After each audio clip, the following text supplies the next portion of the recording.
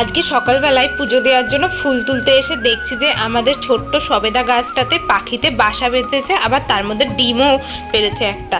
তো এটা দেখে কি বলবো, এতটা আনন্দ হয়েছিল, তার সাথে অনেকটা কষ্টও লাগছিল, কারণ এই সবেদা গাছটাতে অনেকবার পাখিতে বাসা বাঁধে আর বিড়ালে খেয়ে নেয়।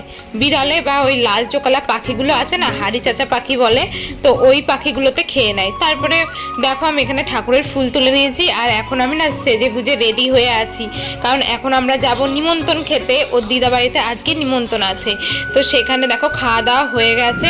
তারপরে এখন দুপুরবেলায় আমরা বেরিয়েছি ঘুরতে। এখন প্রায় ওই 3:30 4টের মতো বাজে।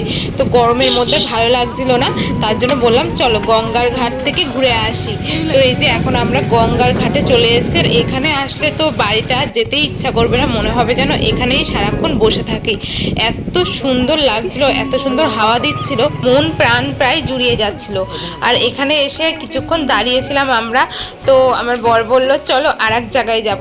আবার কোথায় যাব সেটা তো তোমরা দেখতেই পাবে, তার আগে এই জায়গাটা দেখে নাও। প্রথমে এইদিকে এসেছিলাম, এসে দেখো এখানে কতজন স্নান টান করছিল। এটা হচ্ছে শ্মশানের কাছের দিকে। তো ওই আর একটু গেলেই আমাদের শান্তিপুরের শ্মশান আছে। তারপরে দেখো এখানে কত সুন্দর লাগছে, সত্যি জলটার থেকে যেন একটা ঠান্ডা হাওয়া দিচ্ছে, এত সুন্দর হাওয়া দিচ্ছিল না, এখান থেকে আর যেতে ইচ্ছা করছিল না। তারপরে এখন আমরা আর এক জায়গায় যাব, সেটা চলো তোমরা দেখতে পাবে। আর আগে এখানে সুন্দর এই প্রকৃতিটাকে একটুখানি উপভোগ করে নিই। আর সামনে দেখো কি সুন্দর গাছের লাল লাল ফুল ফুটে আছে, বেশ ভালো লাগছিল। এই ফুলগুলোকে কি ফুল বলে, কৃষ্ণচূড়া ফুল নাকি আমি ঠিক জানি না, তোমরা যদি জেনে থাকো অবশ্যই কিন্তু আমাকে কমেন্টে জানাবে যে এই ফুলগুলোকে কি ফুল বলে। গাছটা এত সুন্দর লাগছিল সত্যি, দেখো এই জায়গাটা খুব সুন্দর লাগছিল। তো নিচে কিন্তু বসারও জায়গা ছিল, এখানে চাইলে তোমরা বসতেও পারো অনেকক্ষণ ধরে, বিকেলবেলায় তো এই জায়গাটা পারফেক্ট গরমকালে। তারপরে চলো এখন আমরা যাব আরও একটা জায়গায়, সেটা তোমরা দেখলেই বুঝতে পারবে এখন আমরা কোথায় যাচ্ছি। আর এই রাস্তাটাও না আমার দারুণ লাগছিল, এই রাস্তাটা আমি কোনোদিন আসিনি এর আগে, তো এই প্রথমবার এই রাস্তা দিয়ে আমাকে নিয়ে যাচ্ছিলো আমার বর। পাশেই দেখো একটা স্কুল আছে। তোমরা কি কেউ অসময়ে দুর্গাপুজো দেখেছো? দেখে না থাকলে দেখে নাও। এই দেখো এখানে দেখো দুর্গাপুজো হচ্ছে, দেখলে তো ঠাকুরটাকে, আমি তো দেখে প্রায় অবাকই হয়ে গেলাম যে এই সময়ও আবার দুর্গাপুজো হয়। তো দেখো আমরা কোথায় চলে এসেছি, হ্যাঁ ঠিকই ধরেছো, এটা হচ্ছে শান্তিপুরের বিখ্যাত কালো বস্তা, যেটাকে অনেকে দীঘাও বলে থাকে।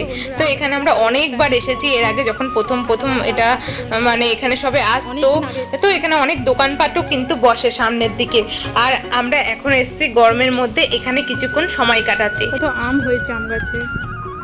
তো এই জায়গাটা কিন্তু খুবই সুন্দর। আর এই আম গাছটাতে দেখো কত ছোট ছোট আম ধরেছে, মনে তো হচ্ছিল ছিঁড়ে নিই, কারণ এত ছোট আম দিয়ে কি করবো, একটু যদি বড় বড় হতো তো একটা দুটো ছিঁড়তাম। জানি না এখানকার লোক দেখলে হয়তো তারাও করতে পারে। তো এই দেখো ছোট ছোট অনেক কিন্তু আম ধরেছিল। তারপরে আমরা এখন একটুখানি সামনের দিকে যাচ্ছি, ওইদিকে গিয়ে গাড়িটা ওখানে রাখবে, তারপরে নিচের দিকে একটুখানি গিয়ে বসবো।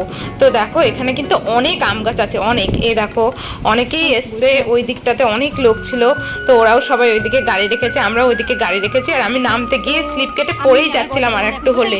আমার বর তো আমাকে বকাবকি শুরু করে দিয়েছিল, সেটা তোমাদেরকে দেখালাম না, বলছিল আর একটু বেশি করে ভিডিও করো, চোখে দেখে না নামলে ওরকমই হয়। তো আমার কি দোষ বলো তো। তারপরে যাই হোক এখানে বসে থাকতে থাকতে দেখো কত সুন্দর একটা সামনে দিয়ে একজন নৌকা চালিয়ে নিয়ে যাচ্ছে। তো এটা দেখতে কি না ভালো লাগছিল কি বলবো। তো চলো এখনকার মতো এই ভিডিওটা এখানেই শেষ করছি, দেখা হচ্ছে নেক্সট ব্লগে, টাটা।